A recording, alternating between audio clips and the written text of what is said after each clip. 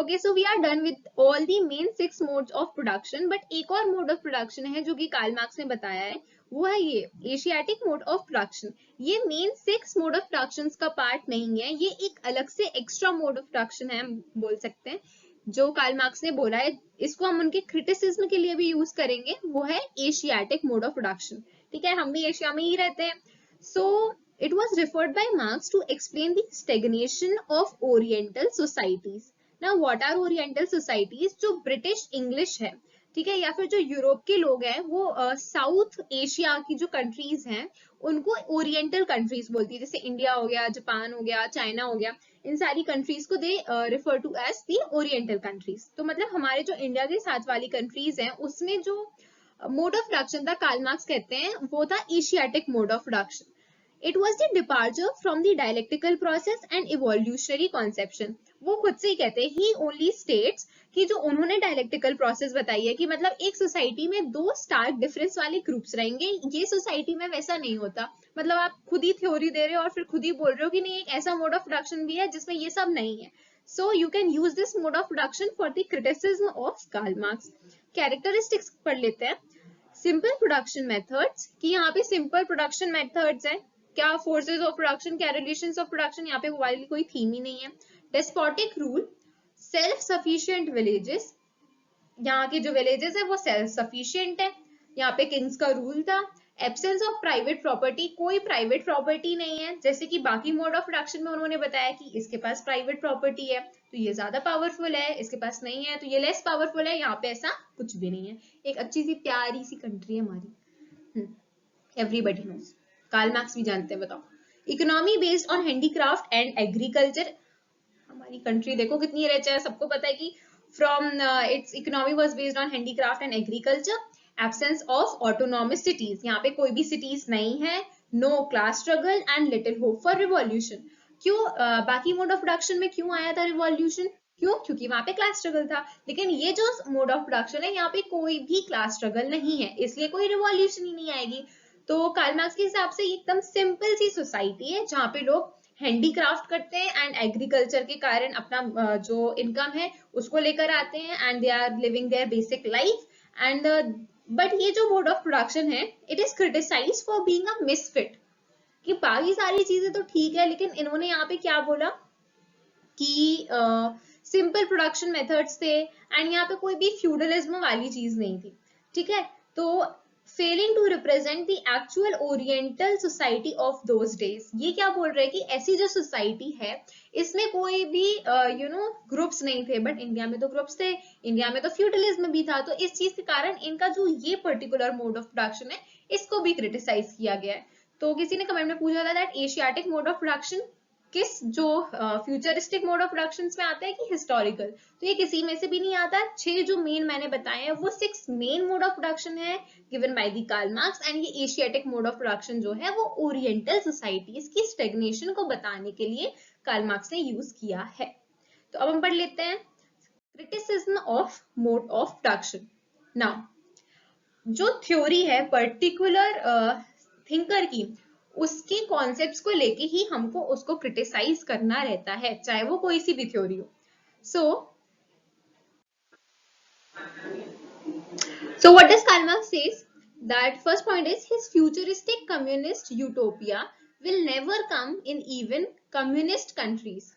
विचार तो जो इनको इस बेसिस पे क्रिटिसाइज किया गया है कि जो वो बोलते हैं फ्यूचरिस्टिक मोड ऑफ प्रोडक्शन में कम्युनिज्म आएगा, वो सोसाइटी में सब कुछ बहुत अच्छा रहेगा। तो यूटोपिया, यूटोपिया का मतलब होता है एक इमेजिनरी वर्ल्ड की जहाँ पे सब कुछ इक्वल हो। ठीक है, तो जो कार्ल मार्क्स ने ये इमेजिन करा है कि एक कम्युनिस्ट यूटोपिया रहेगा जहाँ पे सब लोग इक्वल रहेंगे, वो कभी नहीं आता।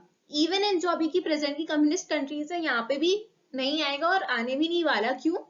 क्योंकि proletariat never toppled the capitalism, जो वर्कर्स हैं उन्होंने कैपिटलिज्म को कभी टॉपल नहीं किया, कभी रिप्लेस नहीं किया। In fact intellectuals fill the void for the cause of workers, जो इंटेलेक्चुअल्स हैं वो ये चीजें बाहर लेकर आ गए कि हमें वर्कर्स को राइट्स देनी चाहिए।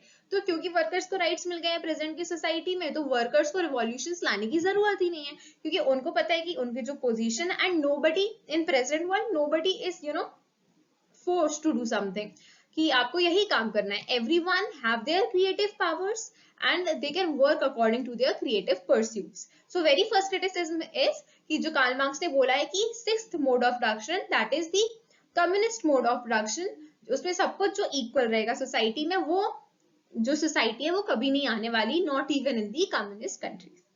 Second is, he suggested that some societies may have other MOP such as Asiatic mode of production in Asia. ये एशियाटिक की स्पेलिंग गलत हो गई है, एल कट कर देना यहाँ से.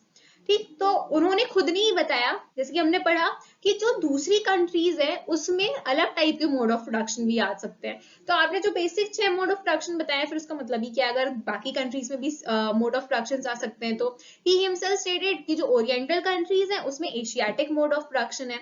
So which he himself said that is different to his generalized MOP. हमने पढ़ा ना कि एशियाटिक मोड ऑफ प्रोडक्शन में ना ही कॉन्ट्रडिक्शन है, ना ही कॉन्फ्लिक्ट है, ना ही कभी रिवॉल्यूशन होगा, तो उनकी जो बेसिक MOPs है 6, उससे तो पूरा डिफरेंट हो गया. So this is the second criticism कि आप बोल रहे हो कि 6 मेन मोड ऑफ प्रोडक्शन है, बट आप उसी टाइम पे खुद ही बोल रहे हो कि नहीं, बाकी कंट्रीज में दूसरे मोड ऑफ प्रोडक्शन भी हो सकते हैं जो आपकी जनरलाइज्ड मोड ऑफ प्रोडक्शन से डिफरेंट है. So this is the second criticism. Third is, he is criticized for narrow empiricism, reductionist and limited analysis to production, ignoring other aspects such as consumption. उनको mainly इसलिए criticise किया जाता है कि आप एक रिडक्शनिस्ट हो. आपने हर चीज में क्या कहा कि नहीं, सिर्फ जो मटीरियलिस्टिक चीज है उसके कारण जो है वो सोसाइटी चेंज हो रही है, बट जब सोसाइटी चेंज होती है उसके कारण भी तो फैक्टर्स ऑफ प्रोडक्शन चेंज हो सकते हैं ना. So this is the third criticism. Fourth, he ignored the feminist dimension of production as patriarchy also plays role in growth of capitalism. चलो ठीक है, कैपिटलिज्म तो फेमिनिज्म तो बहुत दूर दूर की बात है. हमने अभी तक उनकी पूरी जो थ्योरी उसने कहीं भी वुमेन का या फिर फीमेल्स का जिक्र सुना नहीं सुना. तो उन्होंने क्या है, फीमेल के डायमेंशन को ही हटा दिया. जो पेट्रियार्की है वो भी तो उस टाइम पे रीजन हो सकती थी कैपिटलिज्म के लिए. क्यों? क्योंकि जो मैन है दे ओनली वर्क, है ना, तो उसके कारण जो है वो कैपिटलिज्म इंक्रीज हो सकता है. So this is the fourth criticism. Fifth is that his futuristic model shows his obsession with social justice without any reasoning. He said that dialectic will cease, some form of inequalities remain due to natural and man-made differences. Fifth and last criticism हम बोलते हैं कि जो उनका last mode of production है जो कि है एडवांस्ड कम्युनिज्म, तो उसमें वो कहते हैं कि सब कुछ इक्वल है. ठीक है, तो उससे हमको उनका ऑब्सेशन दिखाई देता है कि सोशल जस्टिस की, वो कितना सोशल जस्टिस एंड इक्वालिटी चाहते हैं सोसाइटी में. बट आपने कोई रीजन दिया कि किस तरीके से खत्म हो जाएगा, क्या कोई प्रूफ है कि खत्म होने वाला है? इनफैक्ट ये बोला जा रहा है, जैसे कि फर्स्ट क्रिटिसिज्म में ही बोला कि वो कभी सोसाइटी नहीं आने वाली, कम्युनिस्ट कंट्रीज में भी वो सोसाइटी नहीं आएगी.